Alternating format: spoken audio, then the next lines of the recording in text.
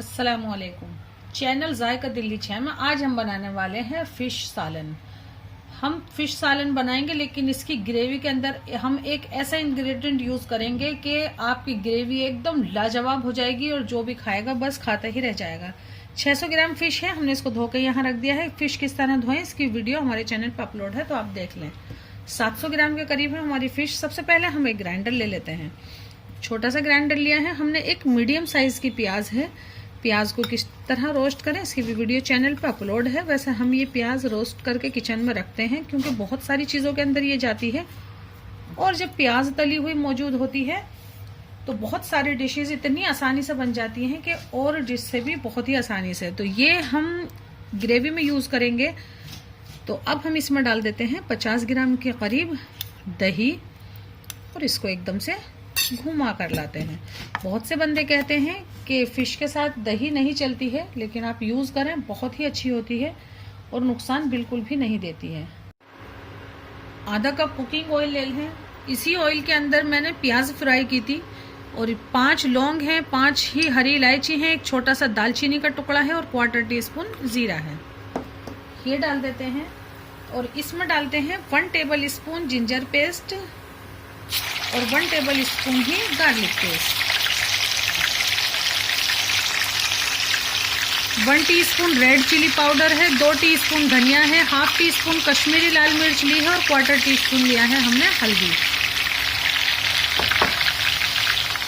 ये भी हमने पीस लिया है, हम ये भी डाल देते हैं अभी इसके अंदर। और जो ये लगा हुआ है जार के अंदर, इसमें हम थोड़ा सा पानी डाल के डालेंगे। इन सबको मिक्स करते हैं। बहुत ही फटाफट से ये बन जाने वाली डिश है और बनती बहुत लाजवाब है।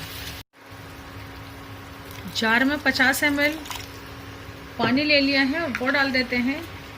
और अब हम इसका मसाला भूनते हैं, क्योंकि जो टाइम लगेगा मसाला भूनने में ही लगेगा।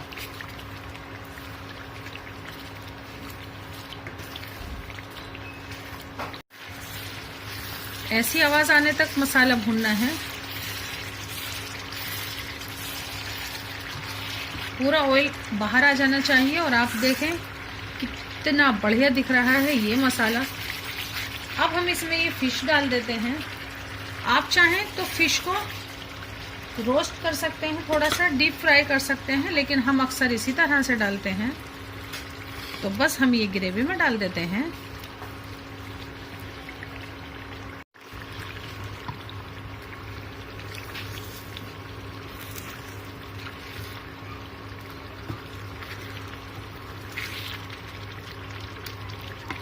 अब हमें इसमें डालना है पानी।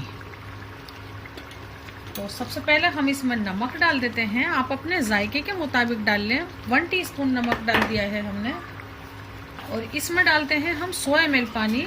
उसी जार में हमने फिर से पानी ले लिया है, क्योंकि इसके अंदर थोड़ा सा मसाला लगा हुआ था। पानी डालने के बाद थोड़ा सा चला लें आप इसको, क्योंकि फिर फिश पक जाएगी। फिर चलाएंगे तो फिश आपकी टूट सकती है। तो चला लें कि मसाला नीचे तो नहीं लग रहा।